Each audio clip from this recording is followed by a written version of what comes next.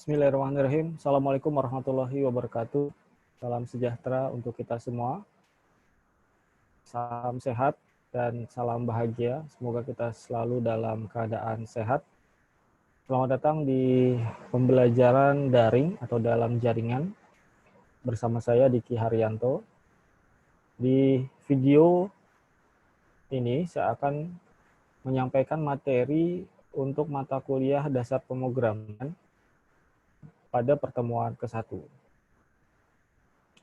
Baik, sebelum kita akan bahas tentang pertemuan 1, kita akan lihat terlebih dahulu yaitu ini, RPS. RPS adalah rencana pembelajaran semester. Ya, rencana pembelajaran semester. Di sini ada capaian pembelajaran. Ini teman-teman bisa download di web student BCID. Ada capaian pembelajarannya. Lalu ada deskripsi singkat mata kuliah dasar pemrograman ini, yaitu mata kuliah ini membahas materi untuk mempersiapkan mahasiswa agar mampu dan memahami dasar dari bahasa pemrograman dan logika pemrograman dengan menggunakan bahasa pemrograman Python. Oke, di sini ada materi ajar yang akan kita bahas 1 semester ke depan, ya. Ada struktur bahasa pemrograman Python, lalu ada tipe data dan variabel, lalu ada operator, ada juga seleksi kondisi atau percabangan atau branching, lalu ada juga perulangan atau looping, ada juga list and tuple, ada juga set, kemudian dictionary, lalu function atau fungsi, modul, dan object oriented programming atau OOP. Nah, itu adalah bahan kajian atau materi ajar yang akan kita bahas di mata kuliah dasar pemrograman ini. Kita masuk ke slide 1 ya. Teman-teman juga bisa download ini di materi atau di web student BCID. Silakan download slide-nya, silakan download RPS, ada juga silabus, ada juga modul, dan juga RTM, rencana tugas mahasiswa. Baik, di pertemuan 1 ini kita akan bahas tentang kontrak perkuliahan dan proyek, lalu sejarah perkembangan bahasa pemrograman Python, pengenalan struktur program Python, dan pengenalan IDE PyCharm. Ya. Oke, ini capaian pembelajaran mata kuliah dasar pemrograman, ada 5 kurang lebih capaiannya secara kesimpulannya. Yang pertama, mahasiswa mampu menganalisis tool. Yang kedua, mahasiswa mampu membuat dokumen atau dokumentasi kode program. Yang ketiga, mahasiswa mampu melakukan debugging atau pengujian. Yang keempat, mahasiswa mampu menulis kode program dengan prinsip sesuai guideline and best practice. Dan yang kelima, mahasiswa mampu menerapkan pemecahan permasalahan menjadi subroutine. Kita bahas satu persatu capaian tersebut. Yang pertama, mahasiswa mampu menganalisis tool. Unit ini menentukan kompetensi, pengetahuan, dan sikap kerja yang diperlukan untuk menganalisis tool yang diperlukan untuk mengembangkan software aplikasi sesuai dengan kebutuhan. Yang kedua, mahasiswa mampu membuat dokumentasi kode program. Kompetensi ini berhubungan dengan sikap, pengetahuan, dan keterampilan yang diperlukan untuk membuat dokumentasi dari kode program yang telah ditulis secara hard copy, termasuk identifikasi penjelasan dari dokumen tersebut. Yang ketiga, mahasiswa mampu melakukan debugging. Unit kompetensi ini berhubungan dengan sikap, pengetahuan, dan keterampilan yang dibutuhkan dalam memeriksa kode program dari bug atau kesalahan. Yang keempat, mahasiswa mampu menuliskan kode program dengan prinsip sesuai guidelines and best practice, menentukan kompetensi, pengetahuan, sikap kerja yang diperlukan dalam penerapan prinsip penulisan kode yang baik agar kode tersebut dapat dirawat atau maintainability. Dan yang terakhir, mahasiswa mampu menerapkan pemecahan permasalahan menjadi subroutine. Kompetensi ini berhubungan dengan sikap, pengetahuan, dan keterampilan yang dibutuhkan dalam memecahkan permasalahan menjadi permasalahan-permasalahan yang lebih kecil dan menyelesaikan permasalahan lebih kecil tersebut berupa function atau fungsi prosedur, library, atau representasi yang lain sesuai paradigma bahasa pemrograman yang digunakan. Itu adalah penjelasan dari 5 capaian dalam mata kuliah dasar pemrograman ini. Oke, di mata kuliah dasar pemrograman ini ada uji kompetensinya, yaitu ada individu dan juga ada berkelompok, individu dan berkelompok, atau final project. Untuk uji kompetensi individu, nanti dasar pemrograman ini mahasiswa tidak mendapatkan ujian tengah semester dan ujian akhir semester, jadi tidak ada UTS dan tidak ada UAS-nya untuk mata kuliah dasar pemrograman. Nanti digantikan dengan uji kompetensi. Uji kompetensinya ada dua, ada individu dan ada kelompok, yaitu final project untuk yang kelompok. Uji kompetensi individu dilaksanakan di pertemuan 12 atau di minggu 12. Masing-masing mahasiswa nanti diminta untuk mengerjakan soal yang nanti akan saya berikan. Dan nanti soalnya atau hasil pengerjaannya dikirimkan ke saya. Yang kedua adalah uji kompetensi secara kelompok atau final project. Final project dilakukan di pertemuan 13-15 dengan ketentuan isi dari final project yaitu nilai running program diambil berdasarkan logika program, object oriented programming atau OOP, debugging, penulisan kode program, tampilan output program, alur logika dari proses project yang dibuat. Kemudian masing-masing kelompok membuat paper laporan pembuatan final project, jadi tidak hanya projectnya saja yang dibuat, tapi membuat juga paper atau laporan. Nah, program, paper, dan file presentasinya nanti dikirimkan ke email saya atau nanti saya masukkan ke dalam Google Classroom. Masing-masing kelompok mempresentasikan hasil final project-nya. Presentasikannya dilakukan melalui Zoom Cloud Meeting. Jadi nanti saya akan buatkan schedule masing-masing kelompok kapan jadwal presentasinya melalui Zoom. Presentasi disajikan dengan media presentasi yang isinya berupa alur program dan eksekusi running program yang sudah dibuat. Penilaian ditentukan oleh dosen mengajar di saat presentasi. Tema proyek diserahkan ke dosen pengajar di pertemuan kedua atau minggu depan. Oke. Proyek sudah bisa dikerjakan setelah dilakukan penyerahan tema kepada dosen minggu depan ya. Kemudian penilaian dilakukan oleh dosen ketika presentasi yang melalui Zoom Cloud Meeting tersebut. Ada beberapa tema yang bisa kalian ambil untuk final project nanti. Ada yang berbasis bisnis, contohnya seperti penjualan, pembelian, pengadaan barang, penyewaan atau perpustakaan, inventory, penggajian, banyak sekali ya dan lain sebagainya. Ada juga yang berbasis sains seperti sains di bidang matematika, fisika, kimia atau IPA. Ada juga bisa berbasis kesehatan seperti diagnosa penyakit ya.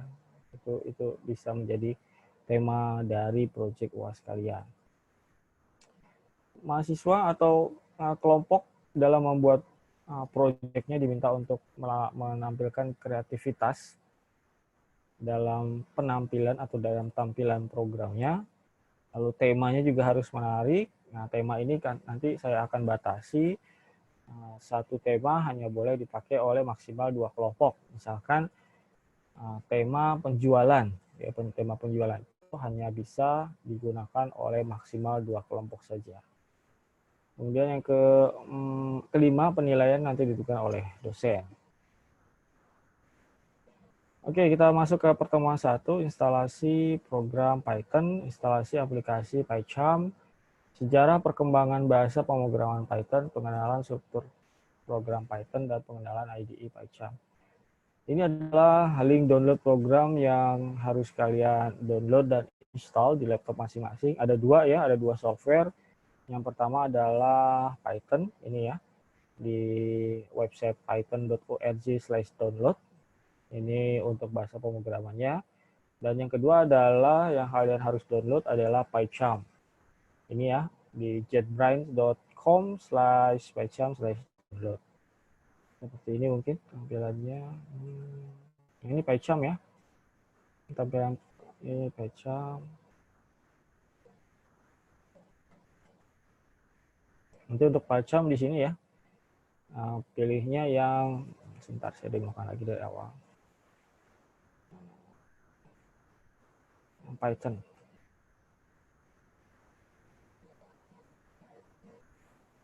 Ini ketika kita search di Google download Python, dia langsung tampil paling atas ya, python.org. Kita klik saja, tampil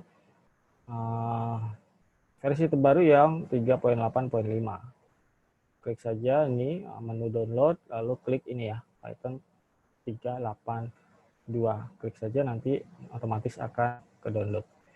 Itu yang Python. Sedangkan untuk yang PyCharm, ini ya, klik aja download PyCharm, nanti otomatis paling atas ada di websitenya jetbrains.com. Tinggal diklik saja linknya, lalu nanti kita tunggu sebentar. Oke, ini ada 2 link download yang bisa kalian pilih ya, tapi saya sarankan menggunakan yang community ya, karena ini free dan open source. Untuk yang profesional dia free tapi trial, jadi harus berbayar. Jadi silakan download yang community ya, yang free open source. Ketika sudah di-download, maka software yang harus diinstal terlebih dahulu adalah yang Python-nya. Python diinstal, kemudian setelah instalasi selesai software Python, lanjut instalasi software PyCharm-nya. Oke, PyCharm-nya untuk apa? PyCharm itu adalah text editornya. Jadi kita ngetik bahasa pemrogramannya itu nanti di PyCharm, ya, software PyCharm. Ini cara-cara instalasi Python dan PyCharm ya. Untuk kalian baca saja. Cara installnya gampang, tinggal klik install, next, finish gitu ya. Ada sesuatu hal yang harus dipilih-pilih, jadi standar seperti instalasi software lainnya. Oke, kemudian nanti yang dibuka adalah yang ini. Masuk ke menu start, ini ya, PyCharm Community Edition 2020 biasanya. Ketika dibuka, ini tampilan dari PyCharm-nya. Ini saya udah buat, sebelumnya udah buat project baru. Biasanya kalau belum ada project baru, nah ini tampilannya gini dia. Create project ya. Nanti kalian tentukan location dari atau tempat penyimpanan dari project yang kita akan buat. Pastikan tempat penyimpanannya di satu tempat, tidak berpindah-pindah dari pertemuan satu nanti sampai pertemuan akhir. Ketika kita latihan, tempat penyimpanannya ditentukan di folder kalian masing-masing, jangan sampai lupa. Misalkan ada satu folder namanya mata kuliah dasar pemrograman, isinya ada slide, modul, RPS, silabus, dan juga termasuk program atau latihan dari Python ini ya. Kalau saya disimpannya di DKH, lalu ada folder Python project. Kemudian create ya, nanti tampil seperti ini ya. Ada main.py. Jadi kalau Python itu kode extensionnya adalah .py. Oke, nanti ketika sudah selesai sampai sini, nah ini ya tampilannya nanti awalnya seperti ini ya, create new project, ini location-nya ditentukan, nah ini tampilan awalnya ya, kemudian nanti membuat file baru, kita menggunakan beberapa cara, bisa dengan klik menu new, bukan new nih ya, tapi menu file ini ya, klik menu file, lalu pilih new, kemudian pilih Python file gitu ya. Nah, new Python file, ketik nama name yang akan kita mau buat, misalkan latihan 1. Enter, tampil lembar kerja baru atau file baru namanya latihan 1. Itu cara pertama. Cara kedua bisa dari sini, dari project-nya. Klik kanan, new, lalu pilih Python file, sama kayak tadi. Ketikkan nama filenya. Oke. Itu cara pembuatan file pada PyCharm. Next, nah sekarang kita mulai masuk ke pengenalan bahasa Python gitu ya, sejarah singkat lah ya, sejarah singkat dari bahasa pemrograman Python. Python diciptakan oleh namanya Guido van Rossum pertama kali di Centrum Wiskunde en Informatiek CWA di Belanda pada awal tahun 1990-an. Termasuk bahasa pemrograman yang tergolong baru ya. Bahasa Python terinspirasi dari bahasa pemrograman ABC. Sampai sekarang, Guido masih menjadi penulis utama untuk Python. Meskipun Python ini bersifat open source, sehingga ribuan orang bisa berkontribusi dalam pengembangan Python. Kemudian tahun 95, Jody melanjutkan pembuatan Python di Corporation for National Research Initiative atau CNRI di Virginia, Amerika. Oke, kita next saja. Ini versi dari Python yang pertama, Python 1.0 Januari tahun 1994 ya. Dan terakhir ini 2018 3.7. Sebenarnya sekarang sudah, tadi kita lihat Python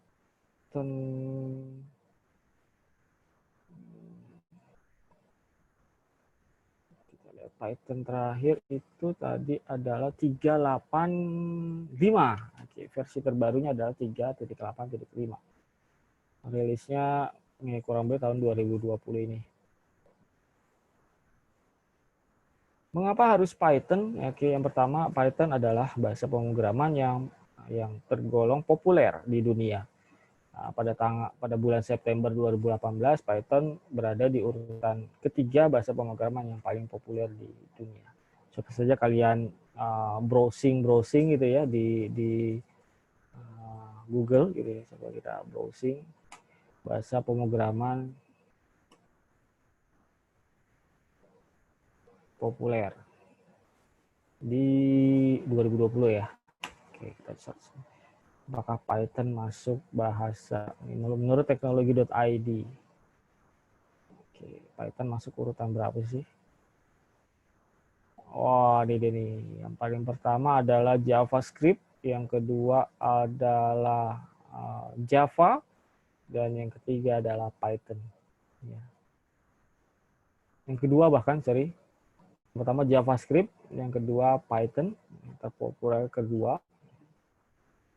Nah, di sini disebutkan Python adalah bahasa pemrograman yang paling banyak digunakan, setidaknya 83% profesional di bidang programming menggunakan Python dan menyarankan untuk menggunakan Python untuk data science dan machine learning. Yang ketiga Java. Ini tiga besar ya, JavaScript, Python, dan Java, bahasa pemrograman yang paling populer atau yang paling sering digunakan di dunia saat ini. Kemudian Python relatif lebih mudah dipelajari dan digunakan dibanding bahasa pemrograman lainnya. Python lebih mudah menggunakan dibanding bahasa seperti C++ maupun Java, karena Python itu termasuk bahasa pemrograman yang to the point ya, tidak perlu menggunakan header dan footer. Jadi ketika kita mau mencetak sesuatu atau mengerjakan sesuatu, langsung saja to the point. Contohnya nanti ada contohnya di bawah seperti ini ya. Nah, ini kelemahan Python, tapi dari kelemahan-kelemahan ini ditutupi oleh banyaknya kelebihan dari bahasa pemrograman Python. Sekilas tentang Python tidak saya bahas ya. Nah, ini IDE dari, silakan kalian baca saja nih sekilas tentang Python ya, bahasa pemrograman Python. Kemudian ini kita bahas sedikit tentang integrated development dari PyCharm, merupakan lembar kerja yang terpadu untuk pengembangan program. Nah, ini fungsi dari PyCharm, menulis naskah program, mengkompilasi program atau compiling, melakukan debugging atau pengujian program, mengkaitkan atau linking object and library ke program, dan menjalankan program. Nah, ini contoh struktur bahasa Python ya, kalau kita mau buat atau mencetak teks hello world gitu ya, atau satu kalimat dengan dua kata hello world. Kalau kita menggunakan bahasa C++, ini kita perlu file header ya, include iostream.h, lalu ada main, lalu kurung buka kurawa, lalu cout, baru ketik kata atau kalimat yang kita mau cetak. Kemudian tutup kurung dan ada footernya, return null. Itu C++. Sedangkan untuk Java, ini saya besarkan. Untuk Java nih ya, sama harus ada headernya, nama kelasnya ya. Lalu ada pendeklarasian main class ya, public static void main atau PSFM. Kemudian ini sistem out println atau SOUT, nah hello world, kata yang atau kalimat yang ingin dicetak. Tutup kurung kurawa. Sedangkan untuk Python cukup satu baris saja, langsung ketik print untuk functionnya atau perintahnya. di dalam kutip 2 kalimat yang ingin dicetak. Hello world. Sangat simpel, sangat sederhana. Jadi kenapa Python lebih mudah atau lebih favorit untuk digunakan saat ini ketimbang C++ dan Java. Oke, ini adalah contoh program Python. Sebelum kalian mengerjakan ini, pastikan kalian sudah instalasi.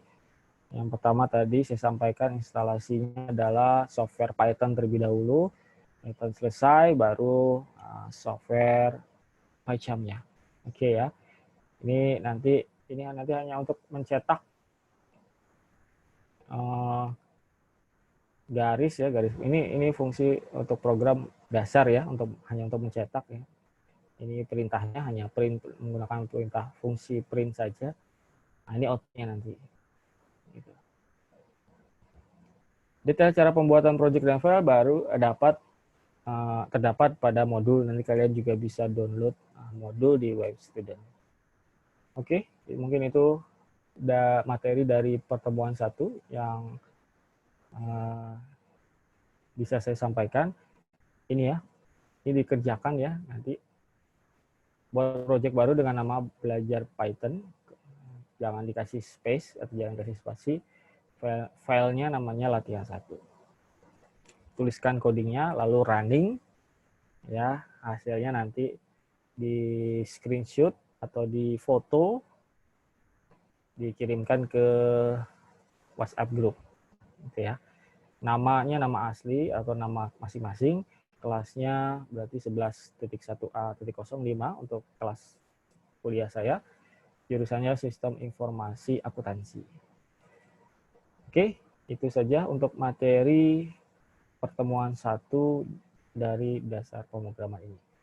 Semoga bermanfaat, semoga kalian memahaminya. Jika ada yang ingin ditanyakan, bisa melalui kolom chatting di website e-learning ataupun melalui WA group kelas yang sudah kita buat. Itu saja yang saya sampaikan. Terima kasih atas perhatiannya. Assalamualaikum warahmatullahi wabarakatuh.